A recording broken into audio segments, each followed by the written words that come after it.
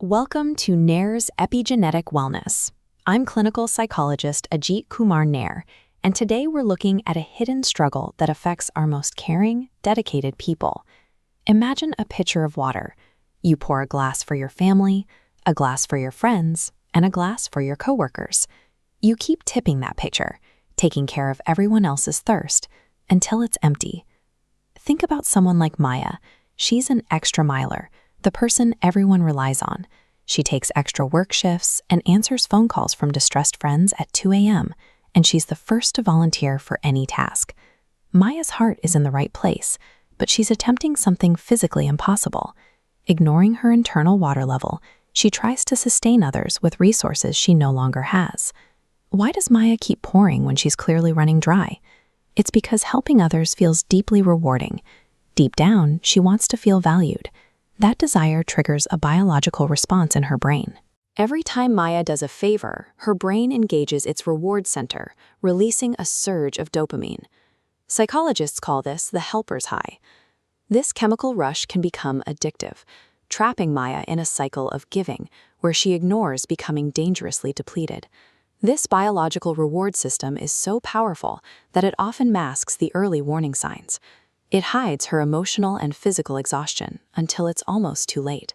This chart maps out how our habits, the ways we manage our feelings, relate to the exhaustion we feel from helping others. When emotional exhaustion and compassion fatigue collide, we reach a clinical state called generosity burnout. For Maya, this isn't just a feeling, it's physical. She develops chronic headaches. She can't sleep through the night, yet she feels a persistent, heavy fatigue that never seems to lift. Think of your emotional reserves like a bank account. Giving a little is like making a small purchase. Maya is currently operating in a deep emotional overdraft, spending energy she simply doesn't have in her account. At this stage, that helper's high is gone. Instead of feeling good after helping, she feels heavy and numb. This is pathological altruism, a state where giving starts to feel like a burden instead of a choice. When Maya hits this wall, her ability to actually help others is functionally broken. She no longer has the capacity to be the person everyone else needs. This crash quickly impacts her work. Because she's sleep-deprived and drained, Maya begins forgetting critical details and making uncharacteristic mistakes on projects she used to handle easily.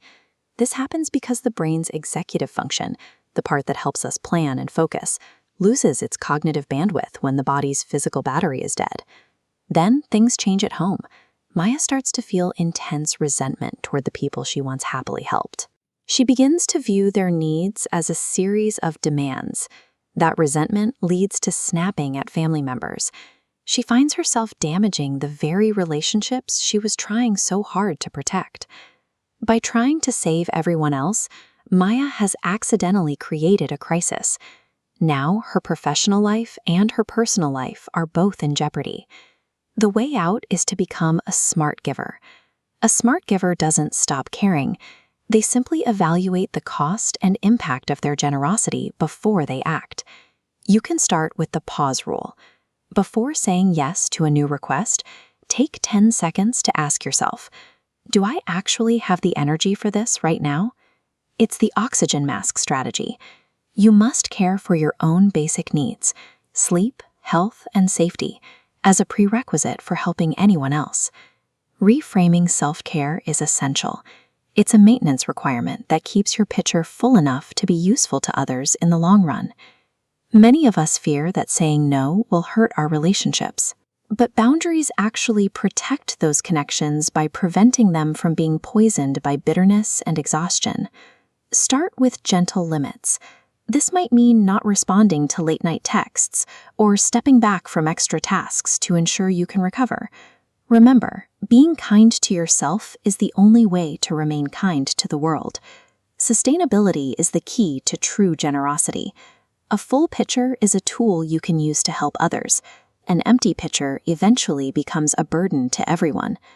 To learn how to refill your reserves and build healthy boundaries, contact Ajit Kumar Nair at Nair's Epigenetic Wellness.